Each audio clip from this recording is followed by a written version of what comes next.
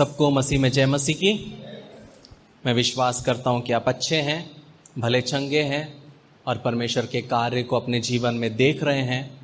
और आज का जो वचन का टॉपिक है, जब रुकावटें दस्तक देती है। जब रुकावटें दस्तक देती हैं। जब हम मसीह जीवन में रहते हैं, अक्सर हमारे ज़िंदगी में ऐसी रुकावटें आती हैं, ऐसी प्रॉब्लम्स आती है जो हमें तोड़ देती है। हमें लगता है कि ऐसा मेरे साथ ही क्यों हुआ, मैंने ऐसा क्या गलती किया कि मेरे जीवन में, मेरे परिवार में, मेरे बच्चों के जीवन में, मेरी ही सेवकाई में, मेरी ही कलीसिया में ऐसा क्यों हुआ। हम सबके जीवन में त्रासदी आती है, लेकिन हमेशा हमें एक चीज़ समझने की ज़रूरत है प्रियो, कि चाहे कितनी भी रुकावटें हमारे जीवन में आए, वो रुकावटें परमेश्वर के काम को कभी भी रोक नहीं सकती।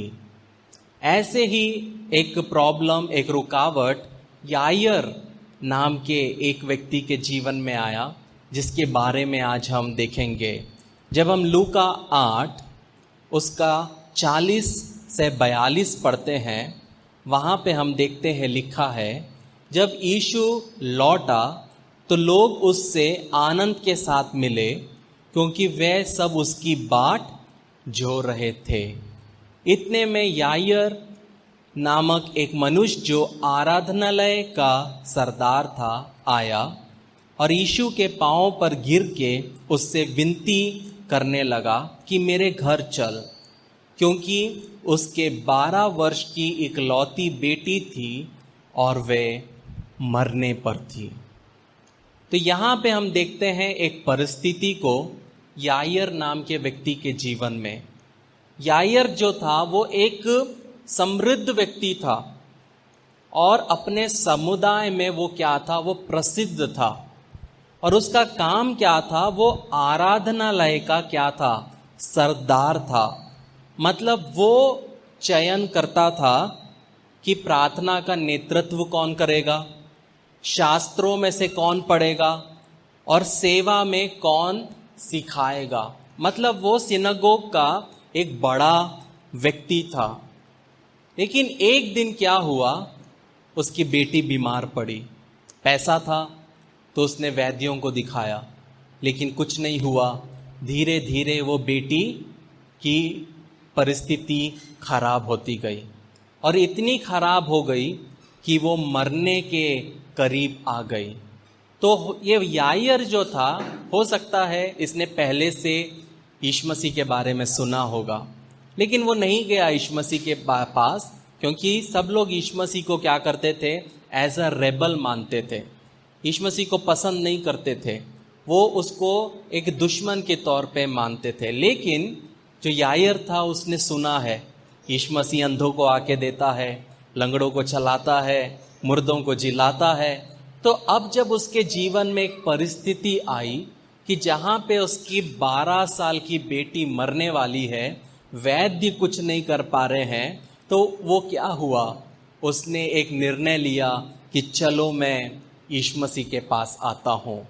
दुखी चेहरा लेते हुए, हाथ कांपते हुए, वो अंत में यीशु मसीह के सामने आता है और अपने घुटनों पे गिर जाता है।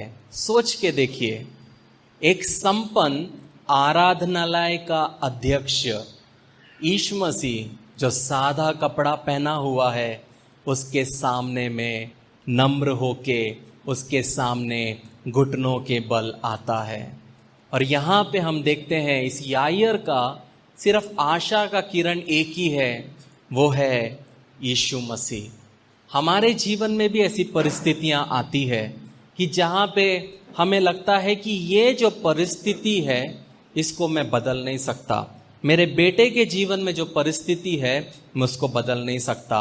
मेरी बेटी के जीवन में जो त्रासदी है, उसको मैं बदल नहीं सकती। और हम क्या हो जाते हैं, यायर के जैसे निराश हो जाते हैं, चिंता में क्या हो जाते हैं, हम थक जाते हैं और बीमारी में, चिंता के बीमारी में हम फंस जाते हैं। लेकिन लूक यहाँ पे बताता है 42वें वचन में कि यायर की 12 बेटियां 12 बच्चे नहीं थे, जिसमें से ये एक थी, लेकिन लूक बोलता है कि वह उसके 12 वर्ष की इकलौती बेटी थी।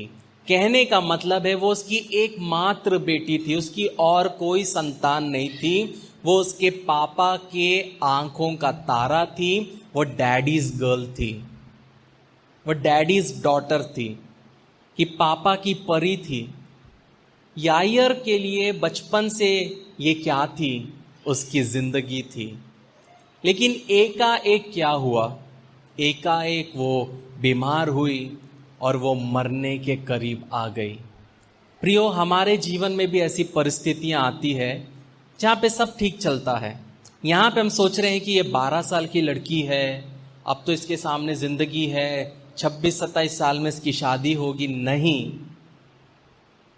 वहां पे 12 साल की लड़की को एक औरत के रूप में देखा जाता है और 13 साल की उम्र में उसकी शादी की जाती है। और एक लड़का 15 साल से 17 साल के बीच में उसकी शादी होती है। तो सोच के देखिए जोसेफ और मरियम की एज क्या होगी। तो यहां पे जो यायर है उसके सामने बच्ची नहीं है, अब उसके सामने वो जब उसको देखता है वो एक स्त्री है और वो सोच रहा है कि आने वाले सालों में मुझे इसकी मंगनी करनी है, मुझे इसका विवाह करना है। सोचो, वो सब सोचते हुए वो अपनी बच्ची को बड़ा कर रहा है और एकाएक क्या होता है, उसके जीवन में वो बीमार पड़ती है और वो मरने वाली रहती है। हमारे जीवन में भी ऐसा होता है, हम प्लान करते हैं कि 2 साल के बाद मैं ये करूँगा, 1 साल के बाद मैं ऐसा करूँगी, लेकिन जब हम वहाँ पहुँचते हैं तो क्या होता है? सब परिस्थिति बदल जाती है। जैसा हम सोचते हैं वैसा नहीं होता और परिस्थिति विपरीत होती है और हमें समझ में नहीं आता कि हमें क्या करना है। प्रियो, यायर जो व्यक्ति है वह हमें दर्शाता है। हमारे जीवन में भी ऐसी परिस्थितियां आती है और वो बोलता है यीशु मसीह को कि क्या बोलता है वो यीशु मसीह को कि मेरे घर में चलने के लिए। लेकिन जब हम 43वां वचन पढ़ते हैं वहां पे हम देखते हैं कि जब यीशु मसीह यायर के घर जाता है तो वहां पे एक रुकावट आती है। वहां लिखा है, एक स्त्री ने जिसको 12 वर्ष से लहू बहने का रोग था और जो अपनी सारी जीविका वैद्यों के पीछे व्यय कर चुकी थी तो भी किसी के हाथ से चंगी ना हो सकी, पीछे से आकर उसके वस्त्र के आंचल को छुआ और तुरंत उसका लहू बहना बंद हो गया। इस पर यीशु ने कहा, मुझे किसने छुआ? जब सब मुस्कुराने लगे तो पतरस और उसके साथियों ने कहा, हे स्वामी, तुझे तो भीड़ दबा रही है और तुझ पर गिरी पड़ती है। परंतु यीशु ने कहा, किसी ने मुझे छुआ है क्योंकि मैंने जान लिया है कि मुझ में से सामर्थ निकली है। जब स्त्री ने देखा कि मैं छिप नहीं सकती, तब कांपती हुई आई और उसके पांवों पर गिरकर सब लोगों के सामने बताया कि उसने किस कारण से उसे छुआ और कैसे तुरंत चंगी हो गई। उसने उससे कहा, बेटी, तेरे विश्वास ने तुझे चंगा किया है, कुशल से चली जा। यहाँ पे हमारी स्टोरी जो है ये लहू बहने वाली नहीं है। हमारी स्टोरी में मेन है आज यायर। सोच के देखिए, यायर यीशु मसीह से बोलता है, मेरी बेटी बीमार है, आप चलिए। यीशु मसीह चलता है। जैसे चलते चलते वहां पे क्या होता है, एक लहू बहने वाली स्त्री रहती है। अब लहू बहने वाली स्त्री का नंबर देखिए, इसके 12 साल से वो लहू बह रही है। यायर की बेटी कितने साल की है? 12 साल। तो यहां पे दोनों 12 साल से क्या हो रहा है, कुछ ना कुछ कनेक्शन बन रहा है। तो यहाँ पे ये स्त्री जो 12 साल से है वो एकदम से आती है और वो विश्वास करती है कि अगर मैं यीशु मसीह के कपड़े को भी छू लूं तो क्या होंगी, मैं चंगी हो जाऊंगी। लेकिन वहीं जब हम यायर को देखते हैं तो याईर ये नहीं बोलता कि यीशु मसीह तू बस बोल दे मेरी बेटी चंगी होगी, लेकिन याईर का विश्वास ये है कि अगर यीशु मसीह मेरे घर में चलेगा तो मेरी बेटी चंगी हो जाएगी। यहां पे हम दो प्रकार के विश्वासियों का विश्वास देखते हैं। एक विश्वासी है जिसका विश्वास है कि सिर्फ कपड़ा छूंगी तो चंगी हो जाऊंगी, और उसके साथ वो होता है, वो चंगी होती है। और यीशु मसीह पूछता है कि मुझे किसने छुआ, तो वहां पे उसके चेले उस पे क्या करते हैं, हंसते हैं यीशु मसीह पे। कैसा बात करते हो, पूरी भीड़ आपको दबा रही है और तू पूछता है मुझे किसने दबाया। तो यीशु मसीह बोलता है कि मुझ में से सामर्थ निकली है। तो जब ये स्त्री को समझता है कि वो छुप नहीं सकती, वो कांपते हुए सामने आती है और सब बातें बताती है। तो यीशु मसीह क्या कहता है, बेटी तेरे विश्वास ने तुझे चंगा किया, कुशल से चली जा। यहां पे लहू बहने वाली स्त्री के जीवन में खुशी आ गया और उत्साह आ गया। अब वो यहां पे हम जब पढ़ते वहां लिखा है कि उसने अपनी सारी जीविका, उसने जितना भी कमाया, 43 वर्ष में उसने जितना भी कमाया वो सब डॉक्टर्स को दे दिया। उसके पास कुछ नहीं है, और आज यीशु मसीह ने उसको चंगा किया, वो एकदम से खुश हो गई, अब मेरा पैसा बचेगा। लेकिन यहां पे इस स्त्री की खुशी याईर की खुशी नहीं है। याईर अंदर से क्या हो रहा है, टेंशन, मेरी बेटी बीमार है, मेरी बेटी बीमार है। मैंने पहले बोला था, यीशु मसीह को पहले मेरे घर में चलना था, ये क्या उलट पलट करके वहां पे स्त्री से बात करने लग गया है, इसको मेरे घर चलना है, मेरी बेटी मरने वाली है, मेरी बेटी मरने वाली है। लेकिन यीशु मसीह क्या करते हैं, वो याईर की बेटी को रोकते हैं और उस स्त्री को क्या करते हैं, उसको अटेंड करते हैं। ये दिखाता है प्रियो कि यीशु मसीह को पता है प्रॉब्लम्स को कैसे डील करना।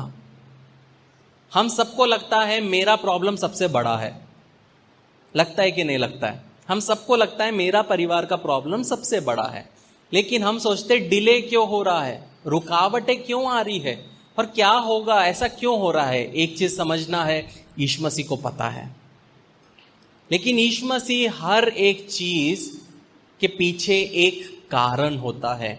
यहां पे याईर सोच रहा है, वहां पे भीड़ में खड़े होके, देखो मैं अपने घर लेके जा रहा था, वो स्त्री आके छू ली, चंगा हो गई, इसका तो भला हो गया, अब मेरी बच्ची का क्या।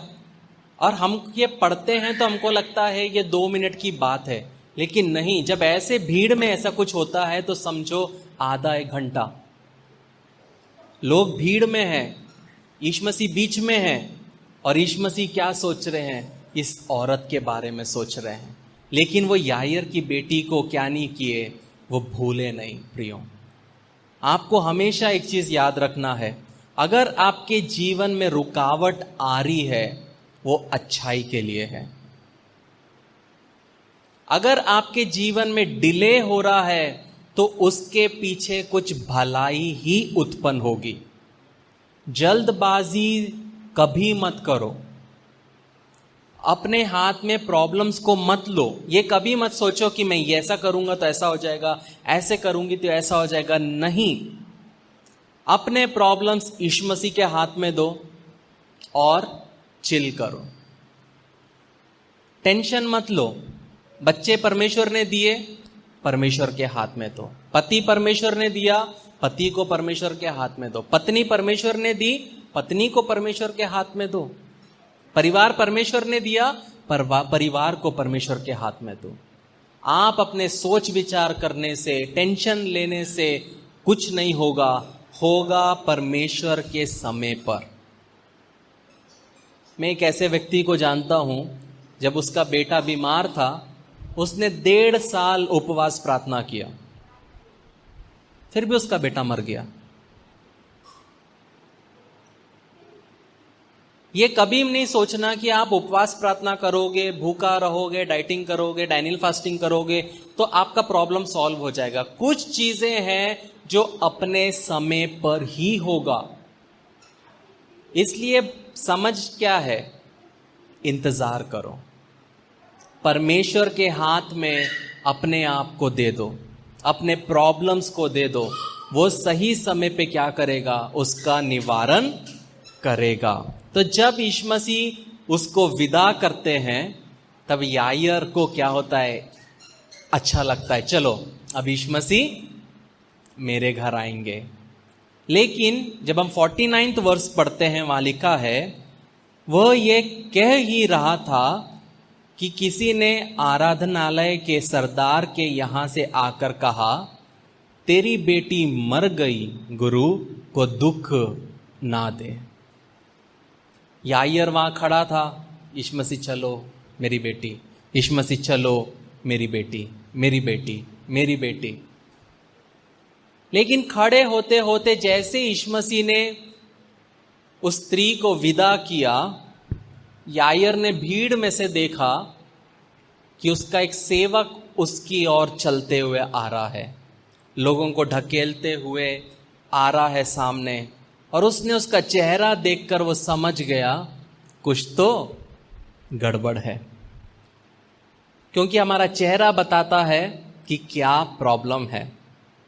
और जैसे ही वो आता है, वो बोलता है कि तेरी बेटी मर गई, गुरु को दुख ना दे। यहां पे ये सेवक याईर को पीस ऑफ एडवाइस दे रहा है, यीशु मसीह को मत ला, जरूरत नहीं है, खत्म हो गया। क्योंकि वहां के लोगों का सोच था, अगर एक व्यक्ति की मृत्यु हुई मतलब खत्म, उसके बाद कुछ भी नहीं। लेकिन यहां पे हम देखते हैं प्रियो, यही मेंटालिटी हमारा रहता है। ऐसे बहुत बार होता है कि हमारे जीवन में जब प्रॉब्लम्स होता है, या मैं किसी को बोलता हूं, वो प्रॉब्लम शेयर करते हैं, मैं बोलता हूं मैं प्रेयर करूंगा, तो ऐसे भी लोगों ने बोला है कि नहीं आप मेरे लिए प्रेयर मत करो, मेरा प्रॉब्लम बहुत छोटा है, आप मेरे लिए प्रेयर मत करो, मुझसे भी बड़े प्रॉब्लम वाले लोग इस दुनिया में हैं। वो एटीट्यूड यहां पे दिखाता है।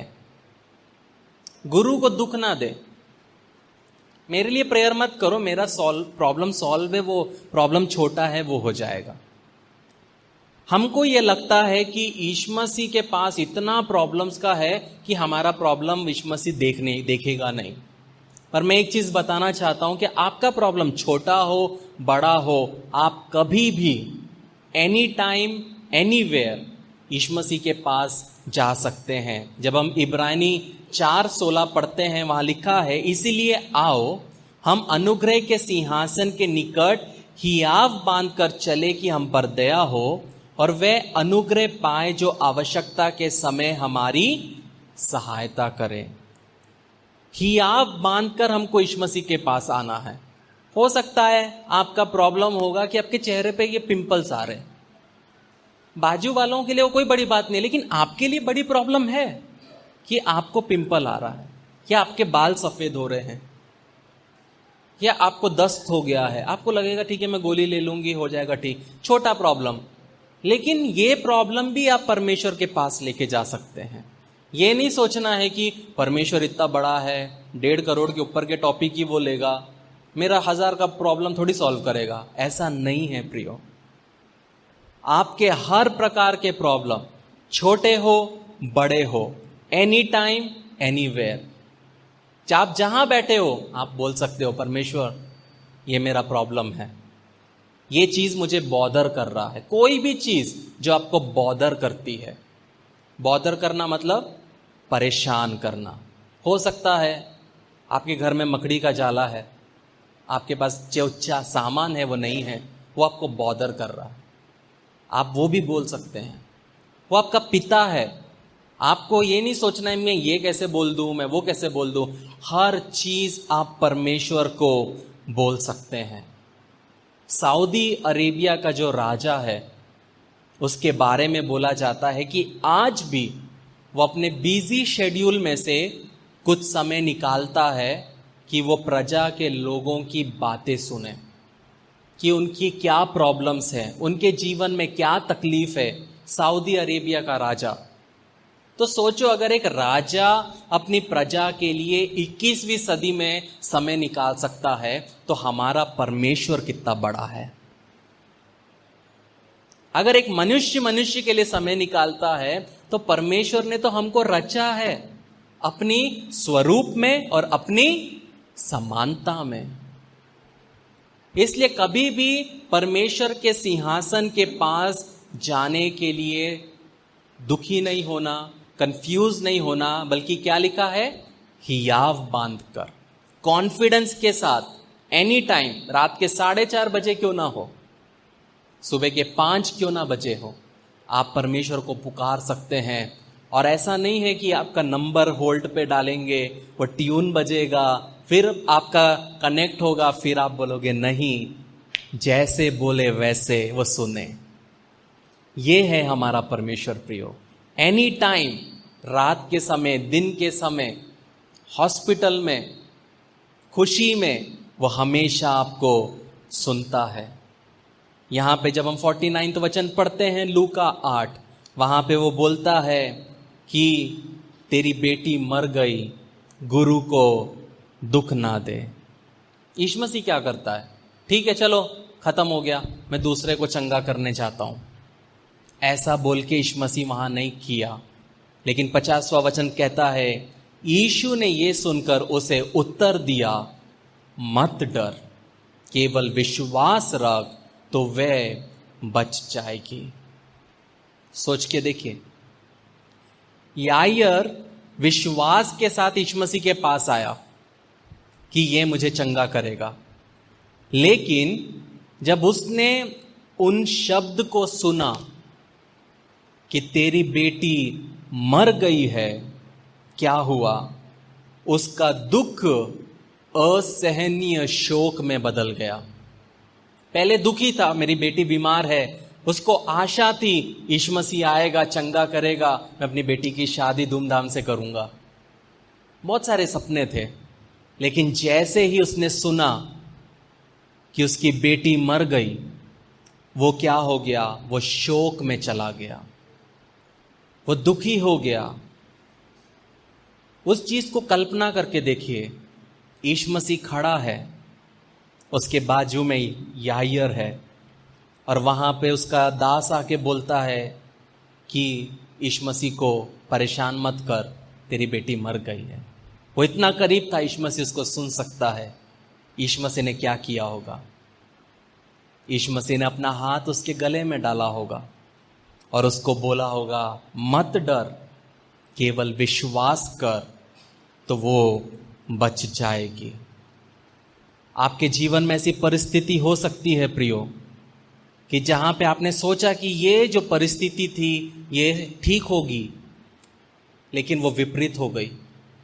आज यीशु मसीह आपसे वही चीज कहता है जो उसने यायर से कहा, मत डर, विश्वास रख, मत डर, विश्वास रख, तो वो परिवार बचेगा। मत डर, विश्वास रख, वो प्रार्थना का उत्तर तू देखेगा। मत डर, विश्वास रख, तू मरेगा नहीं, जिएगा। प्रियो, यीशु मसीह हमेशा हमारे साथ है। यहां पे यायर के दर्द को यीशु मसीह ने समझा, क्योंकि जब लाजर मरा तब यीशु मसीह ने वही दुख को समझा। इसीलिए वो जब लाजर मरा तब वो खुद रोया। संसार ने यायर को छोड़ दिया। संसार होता या हम मसीह होते, हम क्या बोलते हैं, हम आपके लिए प्रेयर करेंगे। हम होते तो कमेंट सेक्शन में लिख देते हार्ट फेल्ट कंडोलेंसेस। हम होते तो कमेंट में लिख देते RIP, और बोल के हम होटल में जाके चिकन मटन खा लेते। लेकिन यीशु मसीह वो नहीं किया। यीशु मसीह उसको बोला, मैं तेरे साथ रहूंगा। यीशु मसीह ने उसे अकेला नहीं छोड़ा, लेकिन यीशु मसीह ने उस चिंतित व्यक्ति को आश्वासन दिया कि मत डर, मैं तेरे साथ हूं। जब हमारे जीवन में प्रॉब्लम्स आते हैं, या हमें पता चलता है किसी के जीवन में प्रॉब्लम है, तो ये बहुत विकेट बात है जब हम बोलते हैं यीशु मसीह सब करेगा, जब हमें उनके साथ रहना है। बहुत सारे लोग हैं वो चाहते हैं मैं उनके साथ खाना खाऊं, सबको पसंद है मेरे साथ में फेलोशिप करना, लेकिन मुझे सबसे ज्यादा पसंद है दुखी के घर में जाना, जो घर विलाप करता है उस घर में जाना, जिस घर में मेरे मुंह के 2 शब्द उनके जीवन को आश्वासन से भरे। खाना पीना चलता रहेगा प्रियो, लेकिन जब हम विश्वास में हैं, जो दुखी है, जो निराश है, जो टूटे हुए हैं, जो बिखरे हुए हैं, उनके साथ रहने के लिए परमेश्वर ने हमको चुना है। जब हम वो चीज करने लगेंगे तब कलीसिया बदलेगी। आज कलीसिया सिर्फ खाने पीने पे ही फोकस करती है। कलीसिया में कौन दुखी है, कौन निराश है, किसके पास कोई नहीं है, वो किसी को पता नहीं। जो अमीर है वो एंजॉय कर रहे हैं, जो गरीब है वो सहते जा रहे हैं। लेकिन वो कलीसिया यीशु मसीह नहीं चाहता। यीशु मसीह कैसी कलीसिया चाहता है? जो दुखी है, जो निराश है, जो गरीब है, उसके पास अमीर जाए, उसके पास बैठे, उसकी ज़रूरत के लिए अपना हाथ बढ़ाए और साथ में परमेश्वर की कलीसिया को मजबूत करे। ये परमेश्वर चाहता है। वो कलीसिया एचओडी को बनना है, वो कलीसिया हमें बनना है। जिसके पास कोई नहीं है उसके पास हमें खड़ा होना है।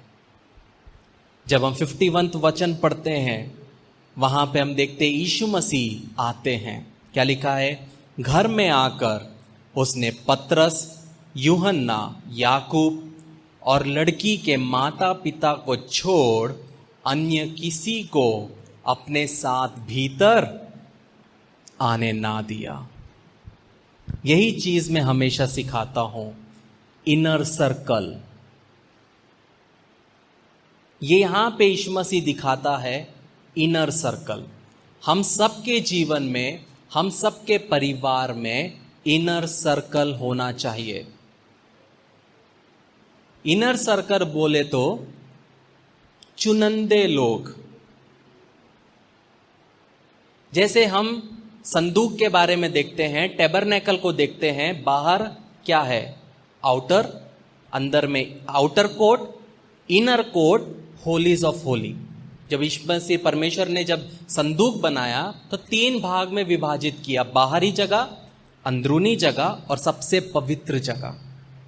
तो जब हम अपने परिवार को जीते हैं, जब हम सेवकाई करते हैं, हर चीज में ये 3 लेवल आना चाहिए। कुछ लोग आउटर, वो हमारे घर के बाहर। कुछ लोग इनर, जो सिर्फ हमारे घर में आ सके। और कुछ होलीज ऑफ होली, वो है इनर सर्कल। वहां पे हर एक जन नहीं आ सकता। यीशु मसीह के इनर सर्कल में 12 लोग और उसके भी इनर सर्कल में ये 3 लोग। ये चीज बहुत जरूरी है अगर आप अपने जीवन में, अपने परिवार में बढ़ना चाहते हैं। मेरा इनर सर्कल में सिर्फ 5 लोग हैं। तो बहुत जरूरी है कि इनर सर्कल बनाना, किसको क्या बताना, किसको क्या नहीं बताना। जब हम वचन सीखते हैं तब हम ये चीजों को समझते, वरना क्या होता है, हम क्या करते हैं, जो आउटर में रहने वाले व्यक्ति को हम हमारे पवित्र होलीज ऑफ होलीज में घुसा देते हैं और वो आउटर वाला आके हमारे परिवार को नष्ट कर देता है।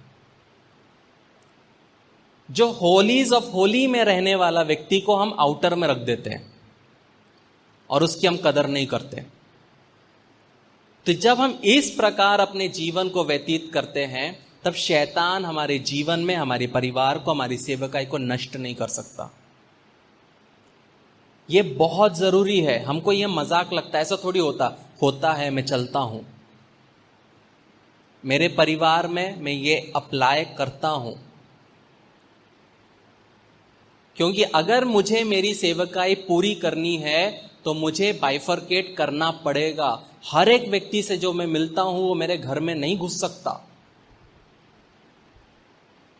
मेरे घर में घुसने वाले लोग इनर कोर्ट विश्वासियों को दिखाता है, आउटर कोर्ट अविश्वासियों को दिखाता है। होलीज ऑफ होली वो चंद लोग, 5-6 लोग, 10 लोग जो परमेश्वर ने दिया है, जो मेरे कॉलिंग को समझते हैं, बुलाहट को समझते हैं, सिर्फ वही लोग। जब हम इस प्रकार चलते हैं तब हमारा सेवकाई परमेश्वर आगे लेके जाता है। यहां पे यीशु मसीह ने क्या किया कि ये युवती को चंगा करने से पहले अविश्वास को उसके कक्ष से निकाल दिया।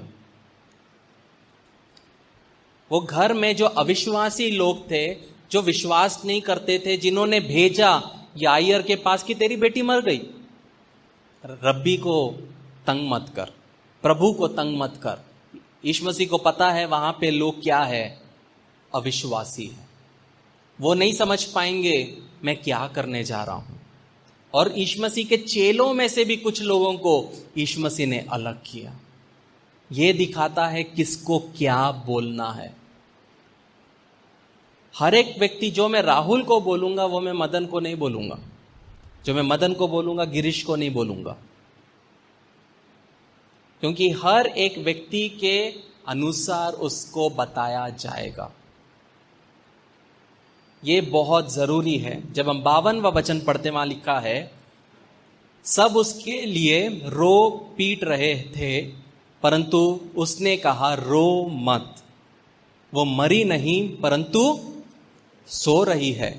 वे ये जानकर कि वे मर गई है उसकी हंसी करने लगे। क्यों यीशु मसीह ने उनको बाहर किया? क्योंकि जब यीशु मसीह ने उनको बोला कि वो सोई नहीं है, वो जिंदी है, वो मरी नहीं है, वो सो रही है, वो लोग उस पर हंसने लगे। वो क्या दिखाता है कि ये लोग यीशु मसीह की बात को समझेंगे नहीं। आप 2nd क्लास के बच्चे को 10th का थ्योरम बताओगे तो उसको समझेगा? नहीं समझेगा। तो ये बहुत जरूरी है हमें समझना कि हम किसको क्या बता रहे हैं। अगर आप सामने वाला वो इंसान वो चीज समझने के लायक नहीं है, छोटा है, एज में नहीं, एक्सपीरियंस में, तो नहीं समझेगा। अगर मैं गिरीश से बात करूंगा, वो मुझे उसके जनरेटर्स के बारे में बताएगा, उसके अंदर के पुर्जों के बारे में बताएगा, क्या मुझे समझेगा? समझेगा मुझे? नहीं समझेगा। तो वो मुझसे बात करेगा तो वो मुझे वो कुछ नहीं बताएगा, क्योंकि उसको पता है मुझे नहीं समझेगा। तो वैसे ही जब हम मसीह जीवन में हैं, हमें किसको क्या बताना है, कितना बताना है, ये हमारा तरीका होना चाहिए। अगर हम नहीं बताएंगे, हेजेकिया जैसे अपनी तिजोरी खोल देंगे, तो बेबीलोन आएगा, हमारा सोना चुरा के ले जाएगा। इसलिए मैं हमेशा बोलता हूं, अपने दर्शन को संभाल के रखो। जो परमेश्वर दर्शन देता है संभाल के रखो, पब्लिक मत करो। सब लोगों को मत बताओ ये मैं करना चाहती हूं, वो मैं करना चाहता हूं, क्योंकि लोग उसको चुराने वाले बैठे हैं। इसलिए बहुत जरूरी है किसको क्या बताना, आत्मा के द्वारा परख के उसको बताना बहुत जरूरी है। यीशु मसीह को पता था ये लोग नहीं समझेंगे, सबको बाहर निकाला। सोचो, जो लोग थे सबको बाहर निकाला, सब बोलेंगे ऐसा कि ये कौन सा बड़ा पास्टर है, इनको क्या पता, हम लोग 10 साल से इस कलीसिया के मेंबर हैं, हमको नहीं पता क्या। यीशु मसीह ने बाहर निकाला और यीशु मसीह ने बोला वो मरी नहीं है, सोरी है, वो हंस दिए। वहीं पे यीशु मसीह ने प्रूव कर दिया, देखो यही मैं बोल रहा था। विद इन सेकेंड्स यीशु मसीह ने प्रूव कर दिया कि उनको क्यों घर से बाहर निकाला, क्यों कमरे से बाहर निकाला, क्योंकि वो उस प्रकाशन को नहीं समझ सकते।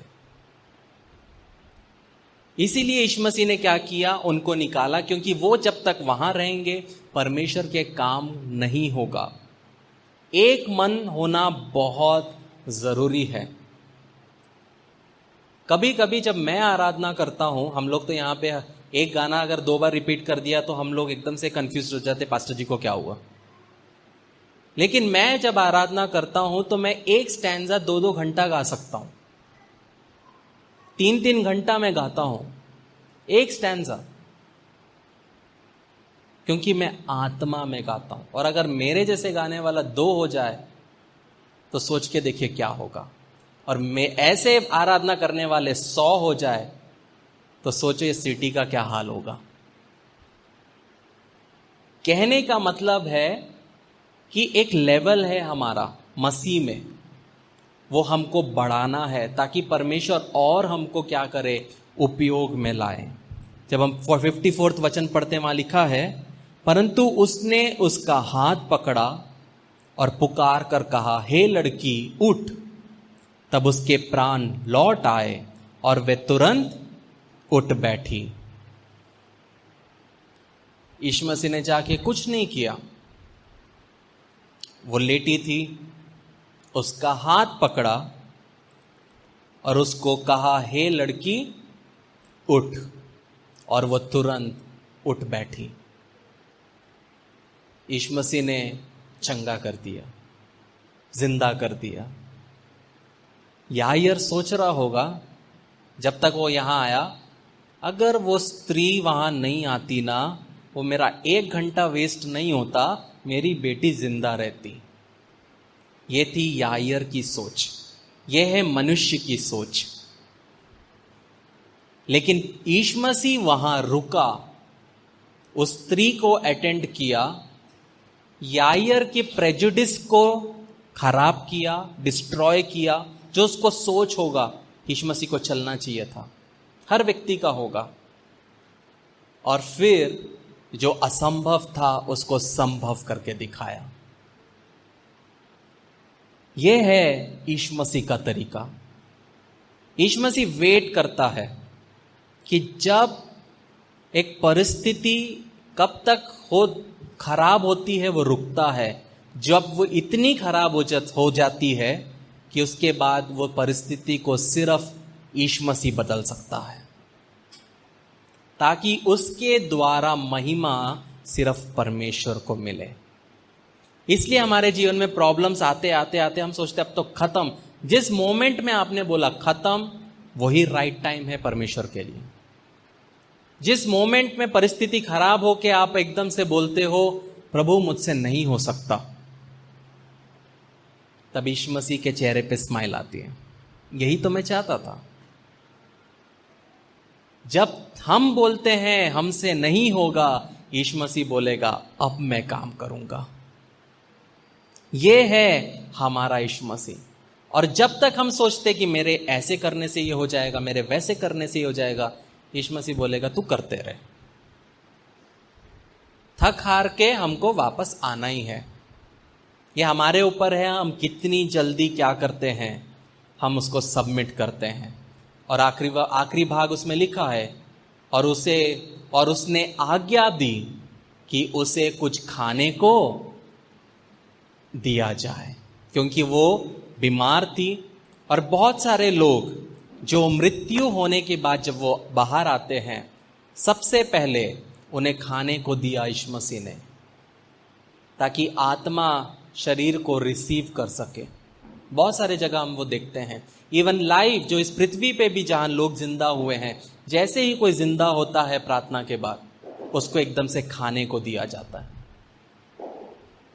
क्योंकि जब आत्मा आता है तो शरीर में रहने के लिए उसको खाने को दिया जाता है, ऐसा बोलते हैं। लेकिन यीशु मसीह ने एकदम से बोला उसको कुछ खाने को दिया जाए। और उसके माता पिता चकित हुए, परंतु उसने उन्हें चिताया कि ये जो कुछ हुआ है किसी को नहीं कहना। प्रियो, हमको लगता है ये परिस्थिति का जो अभिनेता है वो यायर है, शुरुआत उसने किया, लेकिन नहीं। इस परिस्थिति का अभिनेता यायर नहीं था, क्योंकि वो हार मान लेता है। उसको उसका सेवक आके बोलता है मत परेशान कर, लेकिन जहां वो बोलता है मत परेशान कर, यीशु मसीह बोलता है चल, विश्वास रख, मत डर। जब रुकावटें दस्तक देती है प्रियो, मत डर, विश्वास रख। परमेश्वर ने अगर कोई काम की शुरुआत की है तो उसको वो खत्म करना जानता है। परमेश्वर को कोई क्लास लेने की जरूरत नहीं है सिखाने के लिए। वो सर्वज्ञानी, वो सर्वव्यापी परमेश्वर है। तो जब प्रॉब्लम्स आए, रुकावटें दस्तक दे, एक ही चीज समझना, समथिंग बेटर, कुछ अच्छा होगा। डिले हो रहा है, कोई प्रॉब्लम नहीं, अच्छा होगा। और परमेश्वर का समय सबसे बेस्ट टाइमिंग है। हालेलुया। परमेश्वर इन वचनों से आशीष दे।